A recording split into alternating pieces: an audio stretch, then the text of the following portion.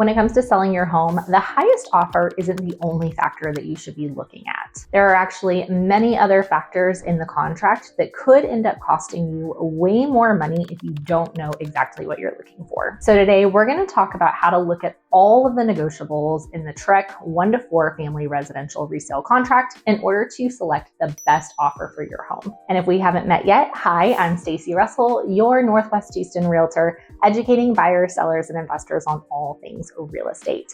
And I created this seller series playlist to be a resource for you to be able to walk you through the entire selling process, from what to expect at the listing appointment to how to get to the closing table successfully and everything in between. If you're not already a member of my community, I would love for you to hit that subscribe button so that I can help you better understand the often misunderstood and misrepresented topics of real estate. I'm here to be a resource to you, so don't hesitate to drop a comment below and ask me any questions that you have about the selling process. So when I'm a listing agent representing a seller client and we receive an offer on my client's home, my client and I will review this offer together, and I will guide them through understanding all of the negotiables in the contract. I do this so that my client can better understand exactly what to look for so that they can select the correct offer for them and their situation. So the very first thing that I like to look at with my client is to see the names of the parties under paragraph 1. My client's information will be listed as well as the buyer's information, and I always like to take note if these are names of people or if these are names of an LLC or a trust. If these are names of an LLC or a trust, it could mean that this is an investor looking to buy your home. The next thing that we look at is the sales price under paragraph 3, and this is going to give us information about if this will be a cash or a finance purchase. If it is a 100%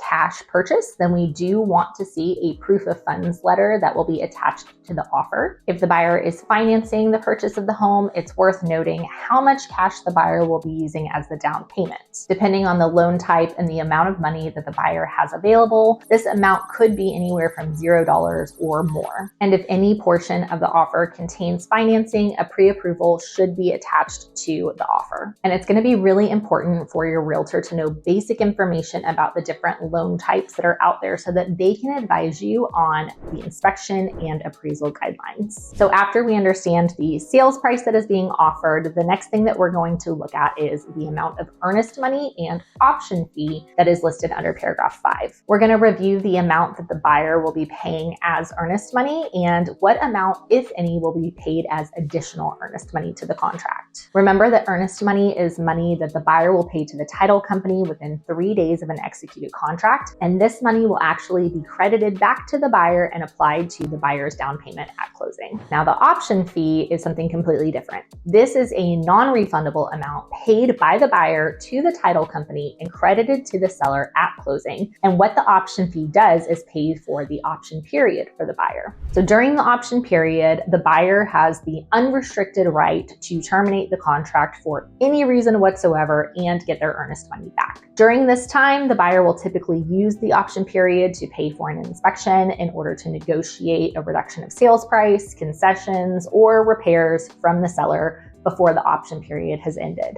Once we know how much the buyer is paying in earnest money and option fee and how much the option period is, we're going to go to the next paragraph, which is paragraph 6, that is titled Title Policy and Survey. And there are a lot of negotiables just in this paragraph alone. The title policy is insurance that protects the buyer from errors in the public record, undisclosed liens, and forgery. Typically, this title policy is a seller's expense. However, a buyer can completely pay for this cost, or they can split the cost between the seller and the buyer. The title commitment and title policy have a survey exception that will not cover certain things as it pertains to the survey. So we're talking about discrepancies in boundary lines, encroachments, protrusions, and overlapping improvements that would show up on a survey. The buyer has the option to check one of the 2 boxes when it comes to the survey exception. The first box is stating that you are accepting the survey as is and that nothing in the title policy for the survey will be amended or deleted. The second box is where the survey will be amended to read shortages in the area. Checking this box will add an additional fee of 5% of the policy premium to be paid by the buyer or the seller.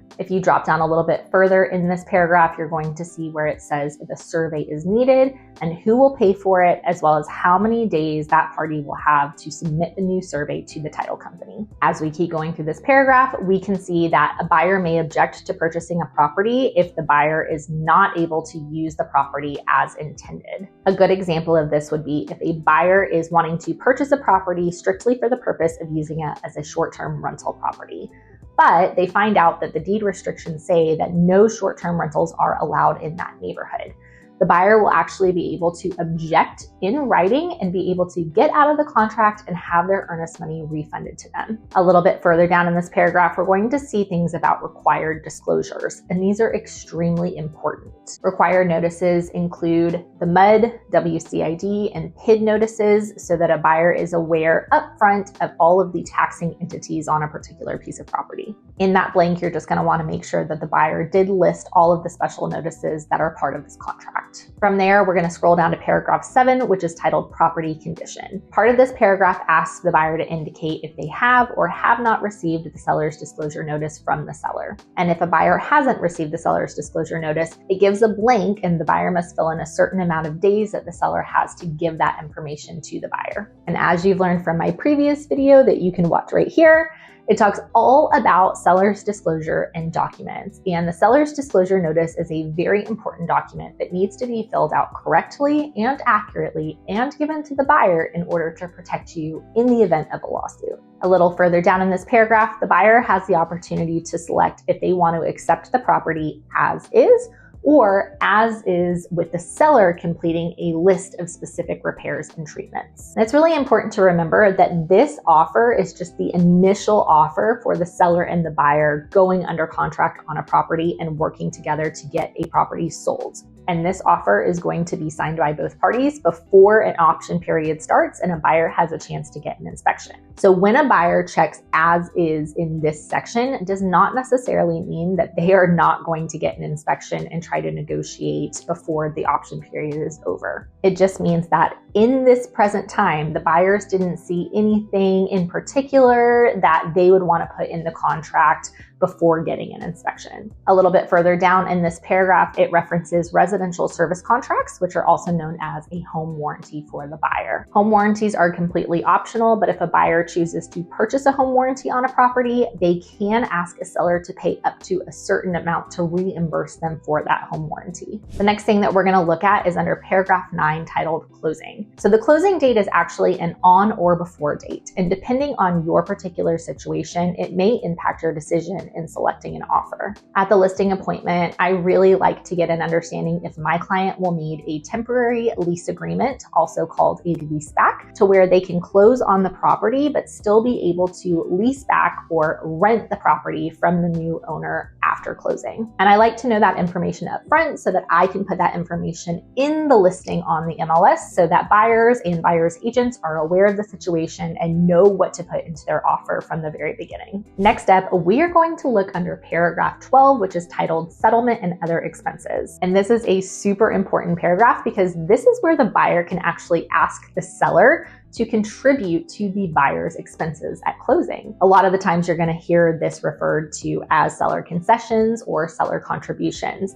And this is a really big one in understanding why sales price is not the most prominent factor when it comes to selecting an offer. Because you could have the highest offer out of any that you receive, but if they're asking for $12,000 or $15,000 in closing costs, it may not actually be the highest offer that you receive. From there, we are going to drop all the way down to paragraph 22, where it talks about addenda to the contract. And not all 20 of these addenda are going to be part of the contract for every single property. These are going to be very specific to the property and very specific to the client. However, there are a few that I'm going to look for whenever my client and I are reviewing an offer. The first is the third-party financing addendum, and I referenced this a little bit earlier in the video when we were talking about sales price. The third-party financing addendum is going to give the seller information information about the details of the buyer's loan. It's also going to let the seller know if the buyer will need financing approval from their lender. And if they are FHA or VA buyers, there's actually an added protection clause in there to be able to get out of a contract if the home does not appraise for a certain amount. The next addenda that I'm looking for is the addenda for sale of other property by buyer. Now, what this means is that the buyer actually has to sell their home before they can close on the home that they are wanting to purchase, aka your home. This is called a contingency, and it can actually lead to a buyer backing out of a contract if their home doesn't sell in a certain amount of time, or if it doesn't sell at all, meaning that it is going to put you in a bind because your home will have gone under contract, and if that one falls through, it's going to have to go back on the market. It can delay your closing time, and depending on your particular situation, you may not be able to get your home sold as quickly as you want to. The third addenda that I look for in an offer is the addendum concerning the right to terminate due to lender's appraisal. This document was really not heard of before the crazy seller's market of 2021 happened. And this is where we were seeing that people were using this particular document to completely and fully waive the appraisal of a home. Meaning that if an appraisal is performed and it comes in much lower than what a home is listed for, the buyer is going to bring the extra cash out of pocket to pay the difference in order to get the home. In today's market, we actually don't see this used a whole lot. However, it can be helpful in multiple offer situations, and you do have the option to partially or fully waive an appraisal. However, I never recommend that my clients do that if I am representing on the buy side. But on a selling side, it is something that a seller would look at, and it would be a very attractive negotiable in the contract to make somebody want to select your offer. And once again, this is why your realtor really needs to understand basic information about different loan types, because there are certain types of loans that will not allow you to partially or fully waive an appraisal. And the last addenda that I'm really going to look for is very specific to if my client is going to need a lease back or not. And if that is the case, I am looking to make sure that the box is checked for the seller's temporary residential lease. So I know that that was a ton of information, but I think it is so important for sellers to understand that it is not always the highest offered price that is going to be the best offer on your home. It is so important for you and your realtor to sit down together, review the one or more offers that you are receiving so that you can really understand what terms are the best terms for you and your specific situation. I hope that you found this video helpful, and please reach out to me with any questions that you may have.